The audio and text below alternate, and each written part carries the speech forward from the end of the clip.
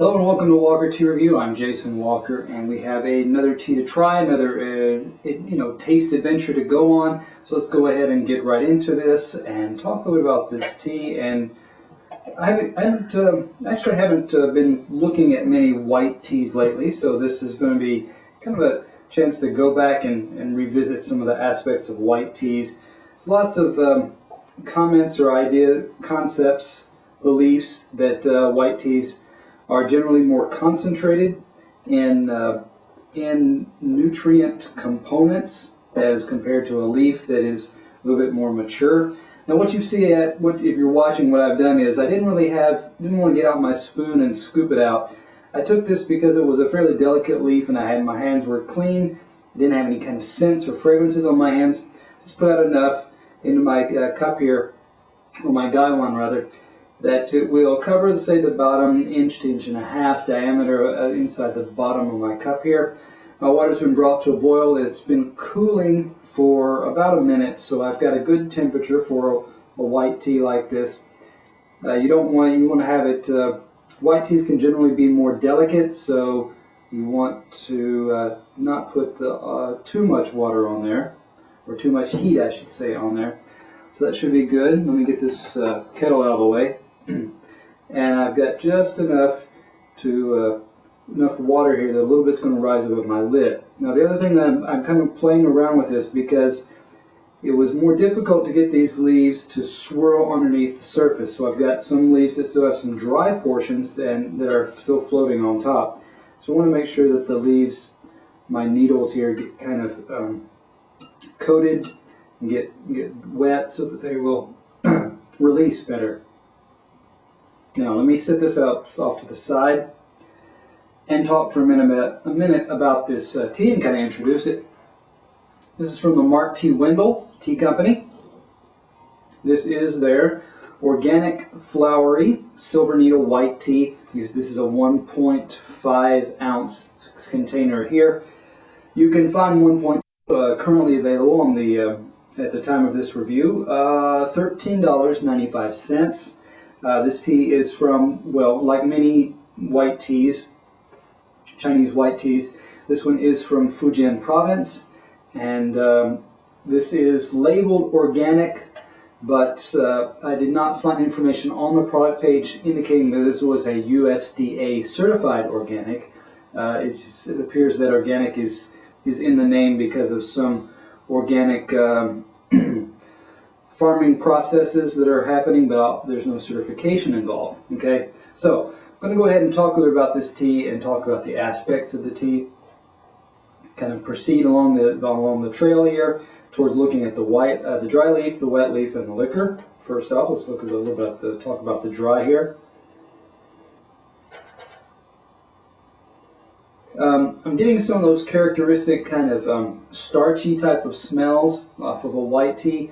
It's not as sweet vegetable that's really coming out. It's more of a there's a little bit of a kind of a cucumber element there, where there's a cucumber that's got not the most sweetest, but just that kind of base cucumber type taste. There's also a little bit of something of a not an overpowering, but a fairly subtle kind of nutty taste. There's sort of aroma. There's something that I'm smelling a bag of sunflower seeds. There's a little bit of sunflower seed, a little bit of that cucumber that's coming out. But then looking at these leaves, if I kind of just take a pinch here and hold some of these, yes, these needles are silver in that their color is they're coated with those fuzzy down on all the needles here. They are unopened or very fine needles or tips here. Occasionally you'll see a very young leaf, a leaf that has just opened up, started to unfurl off of this needle. And these needles, let's say, are, like I said, they are silvery, and they are roughly ½ an inch in length. I don't see a lot of portions of needles, so these are well intact, good size here. Looking at the needle tips. Looking at the very base of the needle, not the point, but the bottom of the base of the leaf there, I get a lot of very smooth, clean cut edges. They're actually a little bit browned as well, indicating that this was cut by scissors or clippers to get such a smooth, straight cut across these. And that smooth cut, let me say it this way, that smooth cut crimps the leaf, which creates a kind of squeezing action, which causes a little bit of oxidation to take place, which can overall affect the outcome, the taste of the liquor that you get, as opposed to a delicate, with the hand tearing motion that rips and pulls apart rather than squeezing and compressing and causing that reaction there. So that's something to note anytime that you look at teas. Crimping and cutting creates a little bit of oxidation, creates a little bit of browning, and ultimately affects the flavor of the tea. So that's talking a little bit about that. Let's go ahead and pour and see if there's what kind of effects that had on the tea itself. I'm going to go ahead and pour here. Talk a little bit about this liquor in just a moment, but first we'll go ahead and talk a little bit about this wet leaf here.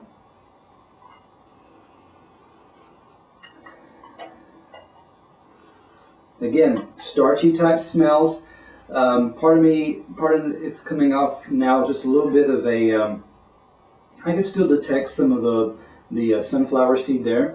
It's also a little bit of a sliced raw potato there. If you cut open a raw potato, smell that. There's some of that starchiness coming out. I'm detecting some of that here. There's still some sweetness there, and a little bit more sweetness coming out now. Again, it's more of a subtle, it's a light type of sweetness. Something kind of like a slightly dried clover. If you've ever cut freshly cut clover, maybe what comes to mind as well.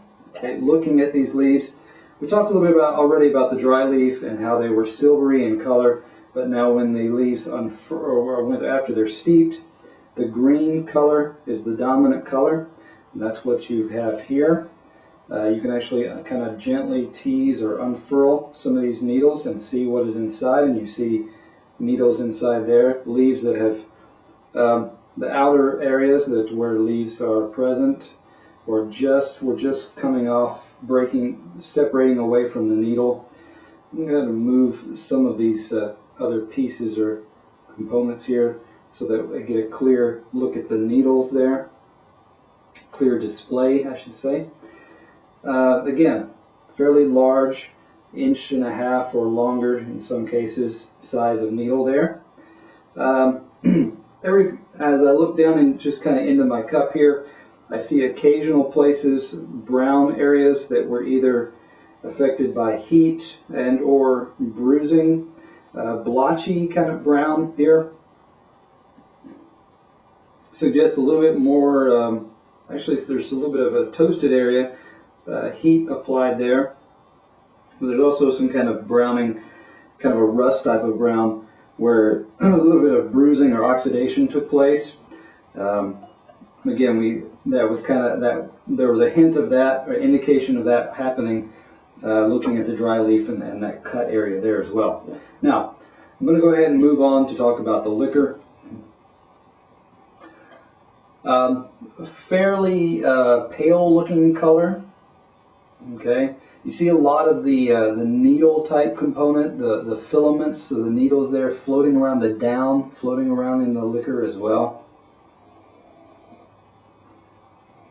Smells are a little bit more, again, over towards that kind of sunflower seed type of smell, maybe a watered down type of roasted sunflower seed type of smell right at this point. Let's go ahead. The liquor here. It's not bright, but it's not dull or murky or cloudy or off-putting at this point.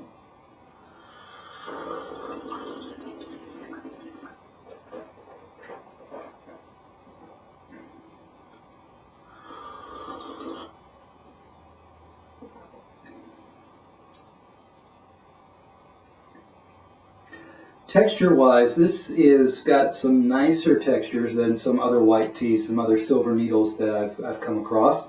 So that's a positive note.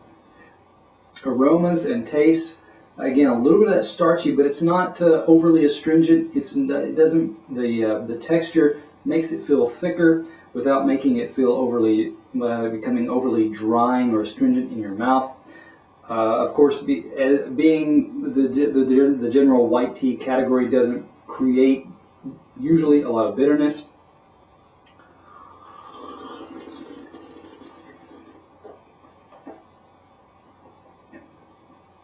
White teas are not going to give you a lot of aftertaste, but I mean there is the general again, that kind of subtle starchiness in there.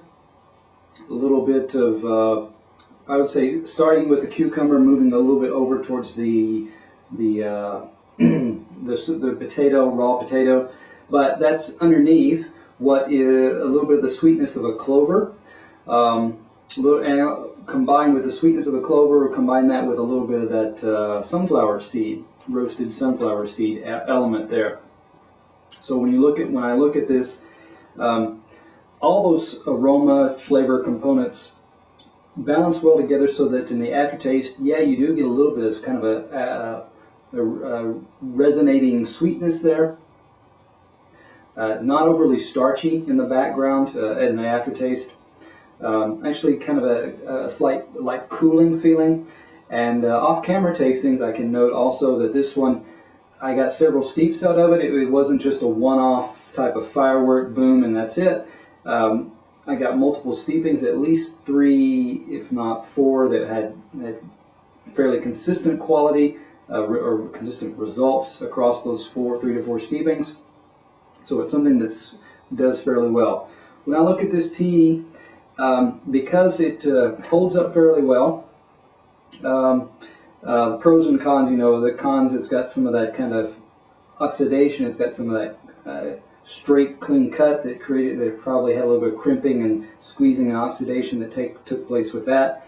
So there's a little bit of a non-pure white tea element that could be taking place here. But like I said, smooth texture, lightly sweet, and even almost cooling aftertaste going on here. Gives this tea some nice components to it. So I give it a 91. Something to consider. This would be a nice tea if you are wanting to try to get into white teas. This could be a nice introductory. If you know someone who's into white teas, this could be a pleasant gift. It's an enjoyable everyday type of tea. Like I said, a 91. So come back to Walker Tea Review, where we continue the adventure looking at new teas and going on new tea paths.